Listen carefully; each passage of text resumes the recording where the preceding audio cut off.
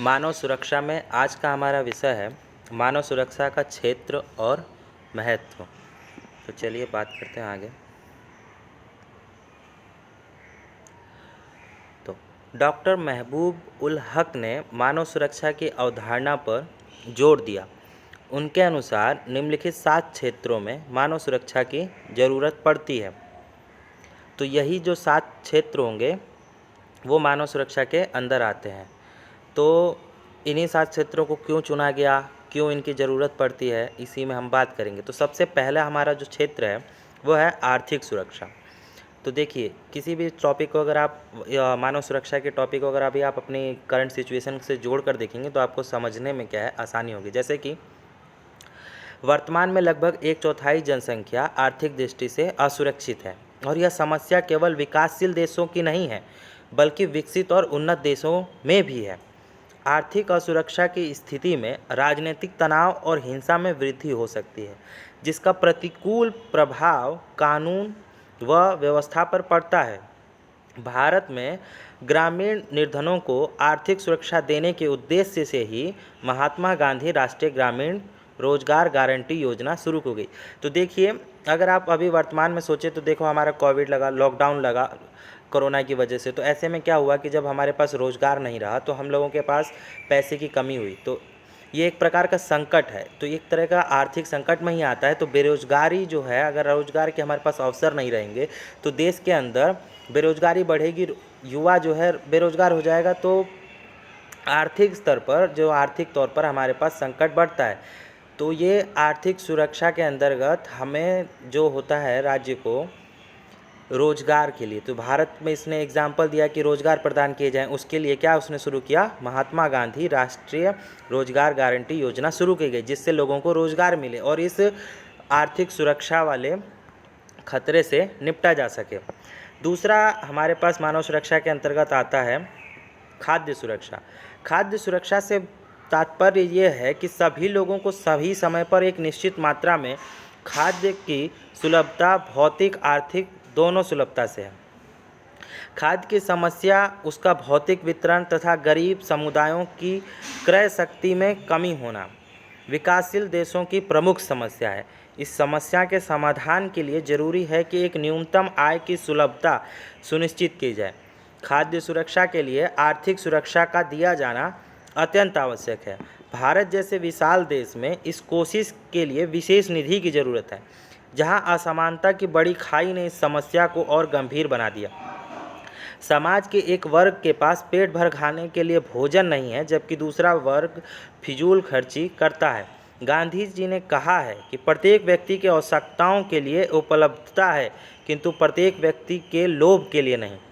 तो इसको अगर आप समझें तो खाद्य सुरक्षा से तात्पर्य है कि हर आदमी के पास इतना खाना तो होना चाहिए कि वो अपनी आर्थिक और भौतिक, जैसे भौतिक मैंने आप समझ सकते हैं कि फिजिकली इतना खाना हो कि वो पेट भर के खा सकें। लेकिन आप भारत में देखेंगे कि वर्गों में अंतर इतना है कि पैसे वाले लोगों के पास इतना खाना है कि वो पार्टी में वेस्ट कर रहे हैं इधर उधर, और एक तबका ऐसा मिलेगा आपको भारत के अंदर कि उसके पास इतना भी खाना नहीं है कि वो 2 वक्त की रोटी अपने परिवार को खिला सके या पेट भर एक वक्त भी पेट भर खाना खा सके। आप रोड पर निकलेंगे तो आपको ऐसे बहुत से मिलेंगे। तो यह एक प्रकार का खाद्य सुरक्षा भी एक भारी संकट है और मानव सुरक्षा के अंतर्गत इसको देखा जाता है। दूसरा है स्वास्थ्य। इसमें अगर आप आगे बढ़ते तो तीसरा हमारे पास आता है स्वास्थ्य सुरक्षा। स्वास्थ्य सुरक्षा से तात्पर्य है खतरनाक रोगों तथा अस्वस्थकर जीवन शैलियों की न्यूनतम संरक्षण का अधिकार। विकासशील देशों में संक्रमण रोग फैलते हैं जैसे टीबी, इसके अलावा कुपोषण, प्रतिरक्षा आदि के कारण होने वाले दीर्घकालिक रोग भी हैं। भारत में कुपोषण से होने वाली बीमारियां अधिक हैं। भारत में 5 वर्ष से कम आयु के न्यून भार वाले बच्चे विश्व में इस प्रकार के बच्चों का 42%। भारत के ग्रामीण क्षेत्रों में रहने वाले लोगों के स्वास्थ्य को सुरक्षा बहुत जरूरी है। देखो, स्वास्थ्य सुरक्षा को अगर आप वर्तमान से जोड़कर देखेंगे तो कोरोना जो कि बहुत बड़ी बीमारी है जिससे हर आदमी प्रभावित है और अभी तक इसका इलाज नहीं ढूंढा जा सका है। तो स्वास्थ्य सुरक्षा, तो ये सिर्फ कोरोना जो है वो सिर्फ भारत के लिए नहीं है, जैसे कि और विकसित देश जैसे हैं, विकसित देशों में भी इस समस्या से उनको भी निपटना जरूरी है। तो स्वास्थ्य सुरक्षा किसी एक राष्ट्र तक सीमित नहीं है, किसी एक देश की सीमा के अंतर्गत नहीं सीमित है, वह सार्वभौमिक है। विश्व भर का देश इससे परेशान है। तो इसीलिए स्वास्थ्य सुरक्षा भी मानव सुरक्षा के अंतर्गत रखा जाता है। पर्यावरण सुरक्षा। अब चौथे नंबर पर हम बात करते हैं पर्यावरण सुरक्षा की। पर्यावरण सुरक्षा में प्रकृति से चिरकालिक विनाश तथा प्रकृति के दुरुपयोगों के कुप्रभावों से लोगों का संरक्षण करना शामिल है। जल, पेट्रोल व तेल जैसे प्राकृतिक संसाधनों का प्रयोग इस प्रकार किया जाए ताकि वे भावी पीढ़ी के लिए उपलब्ध रहे। देखो, सतत विकास का जो एक मार्ग सुझाया गया था कि आप सस्टेन डेवलपमेंट का जो आपको अपनाइए, मतलब आप विकास की वह प्रक्रिया को अपनाइए जिससे कि आप विकास भी होता रहे और जो आपके पास संसाधन है वो कम ना हो। यानी कि अगर आप जैसे कि 10 पेड़ काट रहे हैं तो आपको कम से कम 50 पेड़ लगाने चाहिए। जैसे कि आप जब तक आपको ज़रूरत पड़ेगी उन पेड़ों की तब तक वो तैयार हो जाएंगे। मतलब विकास की कोई एक ऐसी प्रक्रिया को अपनाया जाना चाहिए जिससे कि पर्यावरण भी सुरक्षित रहे और आपकी ज़रूरत भी पूरी होती रहे। तो पर्यावरण सुरक्षा को भी अगर आप पर्यावरण को सुरक्षित नहीं रखते हैं तो उससे मानव को हानि पहुँचती है, रोग बढ़ेंगे, स्वास्थ्य खतरा बढ़ता है। अगर आप पर्यावरण को नहीं सुरक्षित रखेंगे तो आपकी खाने के लिए आपको संकट हो सकता है, आपकी कृषि को प्रभावित करेगा, आप आर्थिक स्तर पर भी आपको इससे बहुत ज़्यादा प्रभावित होंगे। तो इसीलिए पर्यावरण सुरक्षा भी मानव सुरक्षा के अंतर्गत ही आता है। 5वें नंबर पर है व्यक्तिगत सुरक्षा। व्यक्तिगत सुरक्षा के अंतर्गत लोगों को राज्य सहित शक्तिशाली लोगों व समूहों से शारीरिक हिंसा के संरक्षण दिए जाने की आवश्यकता है। इसके अंतर्गत पारिवारिक हिंसा, लूटमार वाले वयस्कों तथा अपराध भी शामिल। व्यक्तिगत सुरक्षा, देखिए, अब लोगों के आपसी झगड़े होते हैं या हो सकता है कोई इंसान बहुत ज़्यादा शक्तिशाली है, वो अपने से कमज़ोर को दबाए। परिवार के अंदर भी आपको घरेलू हिंसा देखने को मिलती है। तो ये एक प्रकार की हिंसा भी आपके मानव को एक मानव से दूसरे मानव का जो संकट होता है उससे रहता है। यानी कि आपको व्यक्तिगत सुरक्षा के अंदर पारिवारिक हिंसा, लूट मार, चोरी, डकैती, इस सब को रखा जाता है।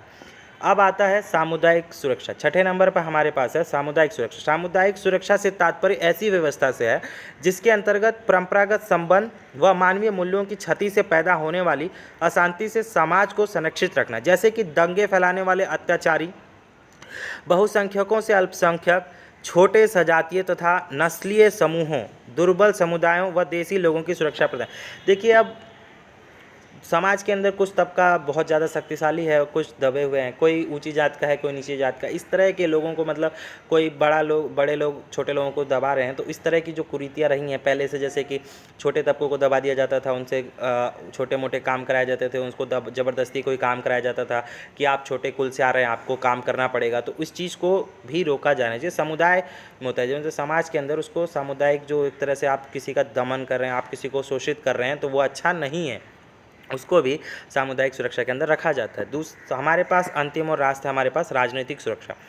राजनीतिक अशांति होने पर नागरिकों के अधिकारों का ह्रास होता है। इसके अलावा राजनीतिक अशांति की स्थिति के दौरान राज्य ऐसे मुद्दों या विचारों के विरुद्ध हिंसा कर सकता है जिन्हें वो पसंद नहीं करता। वे सभी मानव सुरक्षा के विभिन्न पक्ष हैं जो कि सभी देशों में अलग अलग तरीके से अपनाए जाते हैं। कुछ गरीब देशों में खाद्य सुरक्षा व स्वास्थ्य सुरक्षा का महत्व अधिक हो सकता है, जबकि बड़े देशों में जहां पर्यावरण ह्रास के कारण प्रतिकूल स्थितियां उत्पन्न हो रही हैं, उनके लिए पर्यावरण सुरक्षा महत्व जो होता है, माने उनके लिए पर्यावरण सुरक्षा का महत्व अधिक होगा।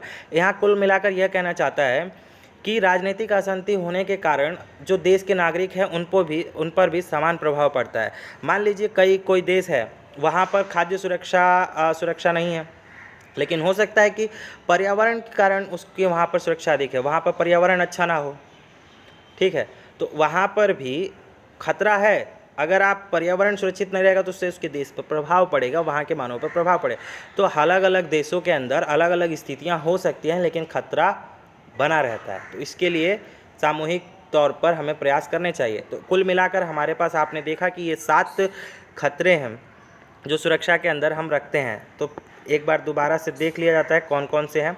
तो कुल मिलाकर हमारे पास डॉक्टर महबूब उल हक ने हमें 7 खतरों के बारे में बताया था जो सुरक्षा के अंदर रखना है। तो 7 क्षेत्र के बारे में बात की है: आर्थिक सुरक्षा, खाद्य सुरक्षा, स्वास्थ्य सुरक्षा, पर्यावरण सुरक्षा, व्यक्तिगत सुरक्षा, सामुदायिक सुरक्षा और राजनीतिक सुरक्षा, जिन पर हमें ध्यान देने की आवश्यकता है। आज के लिए बस इतना ही। धन्यवाद।